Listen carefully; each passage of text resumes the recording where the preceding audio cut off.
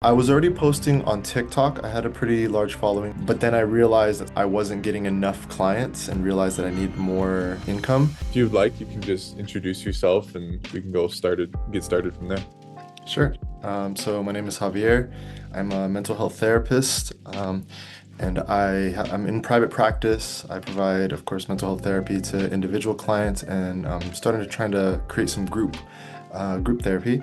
I also have a virtual community for other therapists, healers, activists, and cultural workers, where we discuss and explore how to decolonize our practices and bring in and uplift more of indigenous ways of knowing and being. Um, and yeah, that's pretty much me. That's beautiful. So, how did we meet?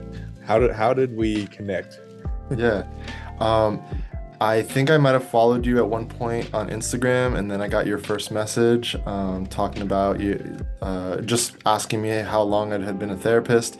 We got into conversation, and then I learned that you were a marketing coach, and it was something that I was needing, and so reached out, and yeah, and then went from there. Awesome. And then like before we connected, what was it like getting clients and what was that situation like before? What was the flow like? How were you getting clients? So I was getting clients mainly from a third-party platform. There's a lot of like online therapy platforms these days, and they were the ones kind of sourcing my clients. Um, and it was also through insurance through those platforms. That's how I was getting them before. Nice. And so what was going on in your head around like just showing up online? Like were you already posting? If not, like what was stopping you? I was already posting on TikTok. I had a pretty large following already on TikTok, but I wasn't really converting. I mean, I wasn't really using TikTok to try to gain leads. I was just kind of creating content. Um, and but then I realized at some point that I wasn't getting enough clients and realized that I needed more income. And so also started trying to post on Instagram, but it was just very different on Instagram, and I couldn't get any traction there, even though I was kind of posting some of the same stuff from TikTok. Um, and and then that's when I met you, and you kind of taught me how to do things on Instagram. Sweet. And as a decolonial therapist, obviously it's pretty sensitive work that you do. It's very Mhm. intimate work. Did you have any hesitations about like marketing yourself online or like what were you worried about, if anything? Yeah, there's some like ethical like parameters that we have to kind of abide by as therapists on social media. Um, we it's challenging. You just kind of have to make sure that you're kind of abiding by the licensure rules and stuff. So I wasn't really sure how to go about it because I needed to make sure that I'm still abiding by like HIPAA law and confidentiality and things like that. And once you start getting too much information, it could be considered as like an intake, which by then you need to make sure you're doing that in a very confidential manner. It was just I wasn't sure about how to go about it at first, and I was kind of worried about it. Yeah, that makes sense. Definitely like feels like you have to what is it like walking the tightrope almost or like Mhm. making sure that you're not crossing the boundaries. Yeah. Uh, oh yeah, so walk me through what your day-to-day looked like before then. Like were you stressed about, where your next client was coming from or like what did your day-to-day look like? Yeah. Um, it was a little bit of stress. I always had the ability to get more clients through like these platforms that I was on, but my goal was to move away from the platforms to go fully into private practice and to also move away from insurance. And so doing that and not having a way to kind of advertise myself was really stressful and worrisome. But I would always fall back if I got to that point where I wasn't getting any clients, I'd always fall back to the platform and then just kind of turn on my availability, and then they would send me more. But again, it was through insurance, and so it wasn't the rates of income that I was needing. Um, so that's kind of what it looked like before. Mm, Um, Once you and I started working together, it allowed me to kind of take the plunge. And so starting this month, I actually am no longer taking insurance. And I'm kind of just trusting on this advertisements that we're doing and my social media content and yeah, kind of getting clients through there now. nice. Yeah. Sweet. And what made you decide to invest working with me? Like what clicked? Like what was the deciding factor? The deciding factor was the fact that you were doing this work from an indigenous lens and as an indigenous person. I think that my whole work is about trying to help shift mindsets from colonial mindsets to indigenous mindsets, and that's also included for myself, like as I'm kind of doing this work from on a personal level as well. And so wanting to work with someone who understands that framework, understands how to think from that lens, and to engage in marketing from that lens, because like marketing and and living in this world of capitalism, it's a very colonial way of doing things all the time. And so I went to you because you were doing it from for our people, but also from a lens that I think resonates with our peoples. Yeah. Yeah. Awesome. Yeah. So what was the first thing that we worked on together that actually like made a difference then? The first thing that we did, I believe, was just making some of the beginning content. We made like videos that were about minute 30 seconds, just kind of educational content where I was just talking about what it is that I do, my philosophy, all that. And you would actually help me to edit the videos, put really nice music, put the captions and all that, did like awesome little clips and stuff. Um, and we just posted, I think, about 9 of those, and that started kind of getting more followers and traction and people seeing the videos. And then later we did the advertisement video, and then that's where I really started getting more of a following there. Nice. And did anything surprise you about the process? Like, was it easier, harder, anything like that than you expected?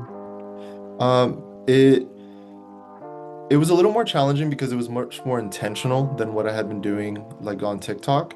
Um, my TikTok videos had been kind of just me talking and providing like psychoeducation on different themes.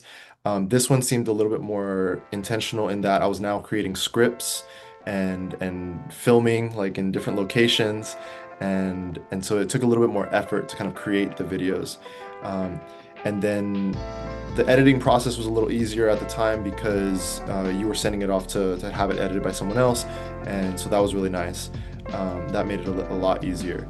Um, when I'm editing, it definitely takes a lot more time. It's a lot more effort to try to edit myself. But Mm, I think there was a kind of a steep learning curve, but I think once I kind of got a rhythm of it, it got a little bit easier. yeah, nice. So has this changed how you like think about your business? Like, do you feel like you're in more control now, or how does this make you feel?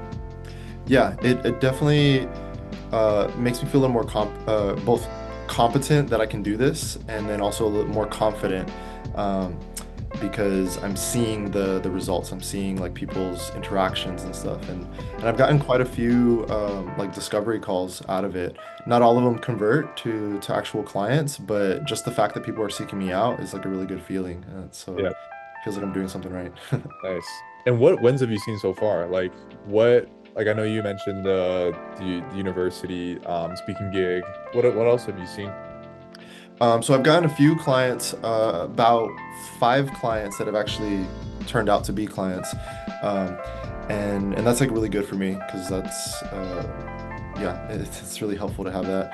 Um, they're all cash pay, which is also really helpful.